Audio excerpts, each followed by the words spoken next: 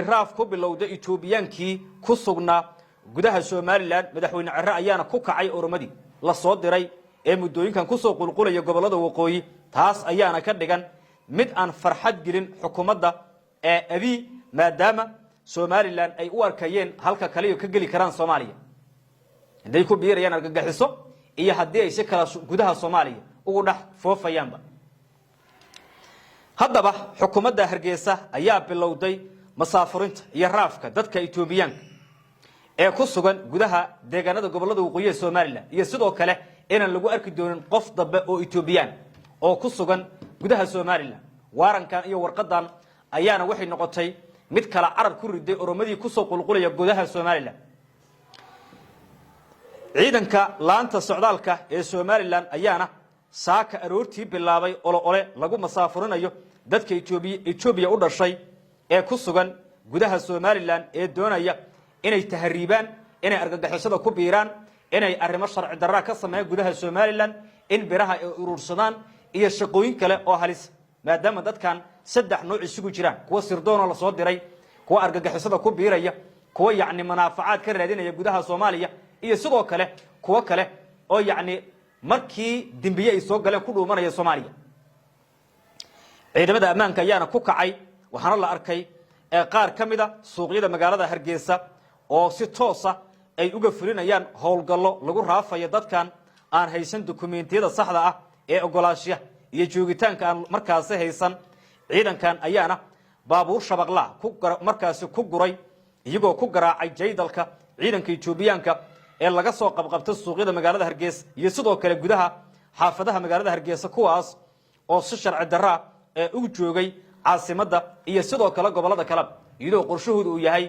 in habeen walba ku dhawaad 100 ruux ay soo galaan gudaha Soomaaliya aba gudaha Soomaaliland talaabadan ayaa qayb ka ah dadaalada ay xukuumadda Hargeysa ay ku xakameynayso muhaajiriinta aan sharciga haysan iyadoo sidoo kale la adkeynayo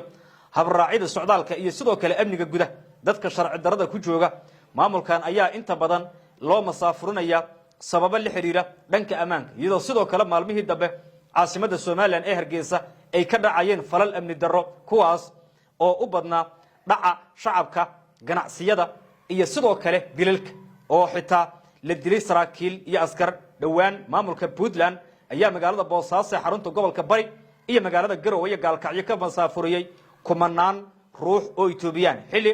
maamulkaasi ay ka socdaan dagaal xoogan oo ka dhana kooxda Daesh gudaha Hargeysa markaan ku laabano sidoo kale waxa la soo bandhigay budad midiyo bastoolado iyo sidoo kale agab kale oo ciidamadu ay adeegsadaan aba kooxaha burcadku ay adeegsadaan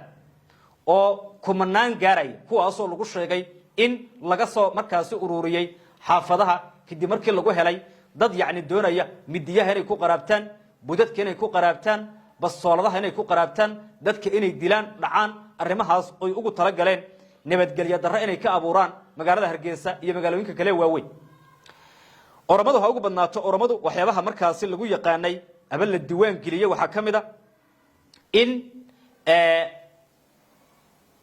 6 bilood ee la soo dhaafay ku dhawaad 60,000 oo ruux ay ka baxeen gudaha wadanka Itoobiya iyagoo kala gaaray Soomaaliya Djibouti Saudi Arabia Yemen iyo goobo kale oo tahriib ah waa gudaha Itoobiya waa 60,000 oo ruux ayaa la diiwaan geliyay 6 bilood gudahood taasi marka waxay ka dhigan tahay xitaa sida hadda la og yahay kooxda Daesh ee buuraha ka dagaalamaya ajaanibta ugu badan ee Afrikaanka waa Oromo iyo Ethiopian boqolkiiba waxa la leeyahay 40 waa nimankaas weeyaan sababtu ay tahay nimankaas ayaa ku soo qulqulaya muddooyinkan oo la qoray argagixisadan koonfurta joogtay shabaabka sidoo soo kale weeyaan kumanaan ayaa ku soo biiray 6 bilood iyo sanadkii tagay iyo sanadkii ka soo horeeyay taasoo ka dhigan inay soo galeen gudaha Soomaaliya qorshahooduna uu yahay inay ka qayb qaataan nabadiidkan iyaguna ay yihiin dambiilayaal dhuumanaya oo doonaya inay gabaad ka dhigtaan halkan المهم wararkaasi wixii ku soo kordha waan eegi doonaa oo dib ayaan ka falaqay doonaa biidnillaahi kariim gobolka Bari ayaan ku laabanaynaa